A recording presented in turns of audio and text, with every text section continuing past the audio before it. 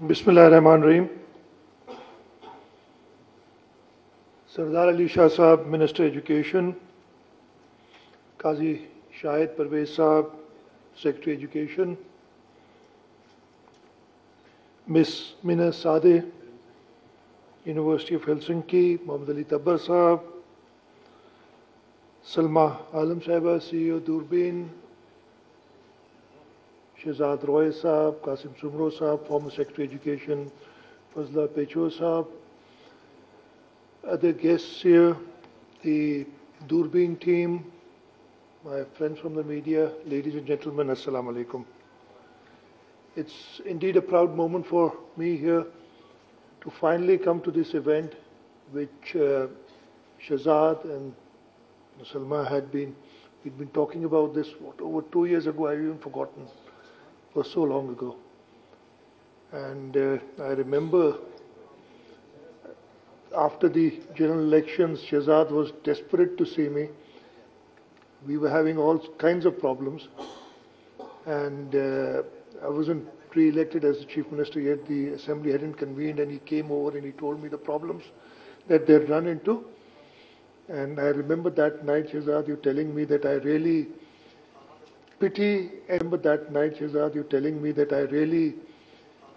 pity and envy politicians, the things that you have to go through. Because he just got a little taste of what we go through all the time. But I'm really happy that this project, which is of great importance, finally went through. It was a very long time ago. I was studying at that time. It's in the university. And so, studied for about 15, 16 years, or longer, 18 years. So I won't reveal who the head of the government at that time was. The head of the government went abroad and came back. And at the airport, he did a press briefing. And he started saying that the solution of all our problems is good education, and we need to educate our children. So a friend was sitting next to me and he said, "Yaar, isko udhar jaane ki kya zarurat hai, humse pooch leta." So this is something that we all know, but we all talk about it all the time. Ki the solution is education. The solution is teaching our children. So we know the problem. Abhi, Shehzad had come up and he said that when they took over Fatima Jinnah school, they had all kinds of problems, land mafia, teachers. So teachers, he categorized as a problem, which is sad. Teachers are to be the solution for us. But unfortunately, that has been the case. And we really need to work towards not education, but educating our teachers first. And only then can we hope to get,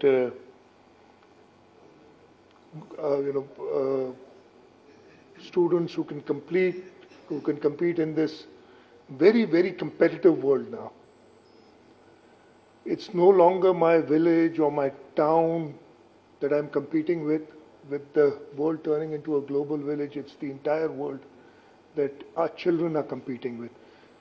50 years ago, a child who would get educated in a remote rural village would still be successful in life because he was not competing with everybody else. Now, with this world shrinking, we need to we need to give that opportunity to our children that they can compete with the entire world.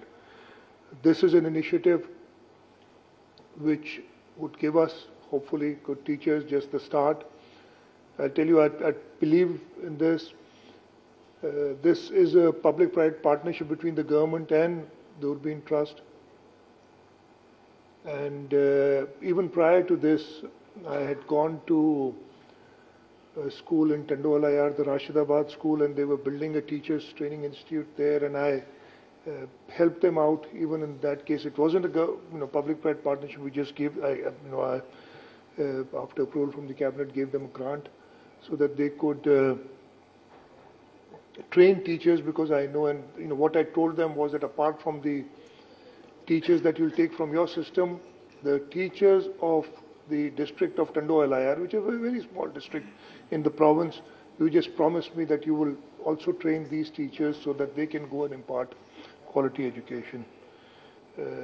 So that has been working, but this is a flagship project for us now. This would not cater for the training of all the teachers. The government elementary college in Husainabad, we need a much bigger organization. We need to go back to a system where teachers get constant training.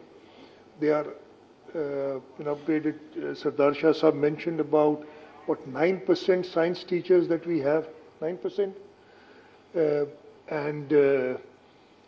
So, we've been recruiting teachers. We've got, after the, I think even more than the police, I think we've got more teachers than the police, or it must be about the same. But perhaps the jobs are interchangeable now. It's, we've been recruiting police on merit, so might as well put them as teachers. But, on the same, we've been recruiting teachers on merit also for the last at least 10, 11 years. But the difference, I have not been able to see that difference in the quality education. Perhaps our recruitment methods are not correct. And as Shah Sahab mentioned, we've been recruiting the wrong people because we don't need more arts teachers. We needed science teachers, and we recruited, out of 100 teachers that we have, 91 teach arts. So we'll get 91 students who only learn arts, 91% students who only learn arts, and this is not what our requirement is. So, but now we've recruited these teachers. I don't remember the number of teachers that you have, Kaisa?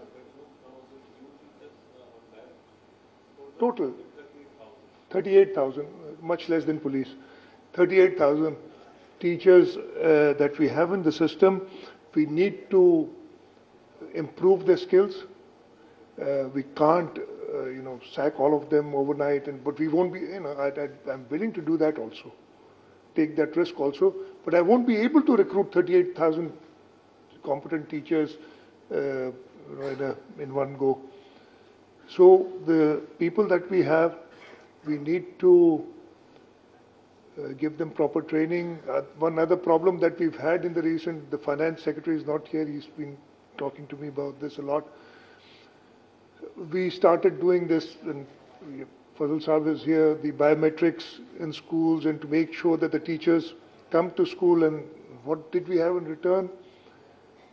Thousands of teachers leaving, retiring prematurely, because you can retire once after you have 25 years of service. So they started retiring prematurely, and our pension bill has fallen up to an extent where we were really afraid. So these are all kinds of problems that we have when we try and manage things. But I'm glad that we've finally come to the stage that we're embarking on this Teachers Training Institute. I'm grateful to our friends from Finland, to the University of Helsinki for partnering with us on this. I have a very old association with, again, when I was studying at NED University, there was I think there were about 8 students from Finland. I don't remember the university, who would come over for an exchange program to NED University. And I was one of the host students who would work with them. So unfortunately, I don't have contacts, any more contacts with those people that had come over. But that is what I know about Finland. But your education system, I'm sure that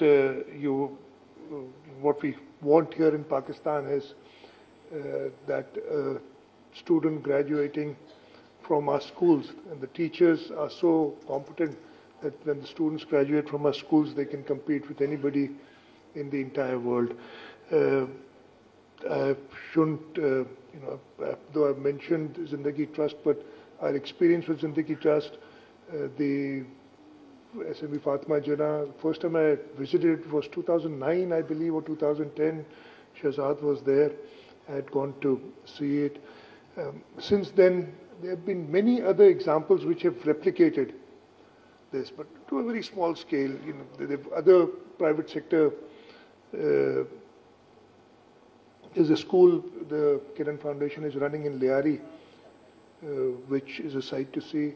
There are some others, but as Shahzad mentioned, if we want to really improve the education system in the province of Sindh, we've got what 40,000 plus schools. So 10 schools or 20 schools or 200 schools would not make the difference.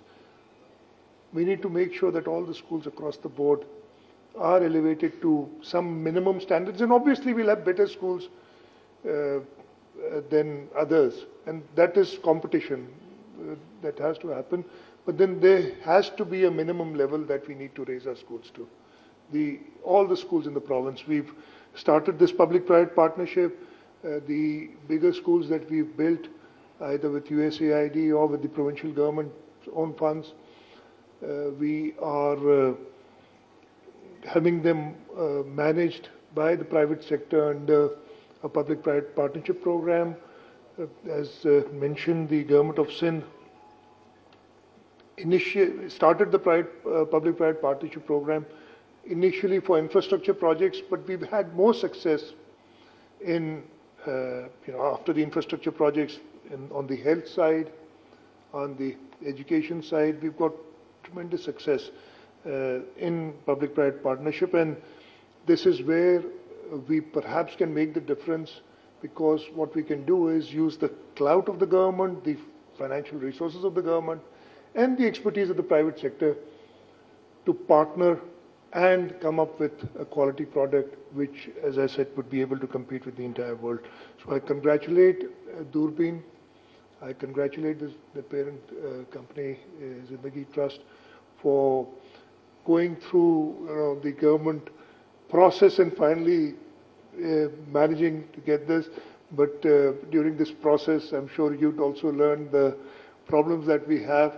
And the governments can do much more if we do not have these. I won't talk about them today here. I'll have other opportunities, lots of opportunities to do that. But I hope I don't have other opportunities to talk about this in these end. But then, there are lots of plans of the provincial government, especially in the social sectors, especially in education and health. When I started off 2.5 years ago now, a little over 2.5 years ago now for my first term, I had mentioned that we'd have an emergency in health and education. I really meant it. The emergency is there. It's still there. We haven't come out of it. And we all need to work hard in order to really succeed in these areas. So once again, thank you very much.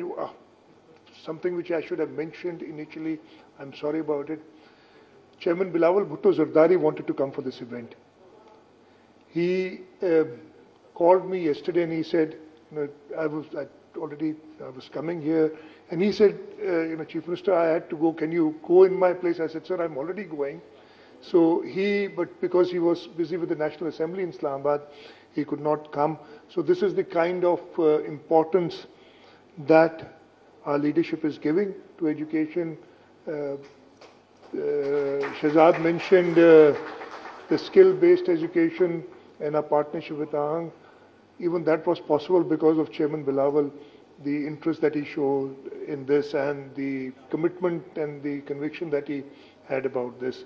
So with leadership like this, which is here to stay, at least for the next 30 to 40 years, I'm sure that Pakistan has a very bright future. Thank you very much.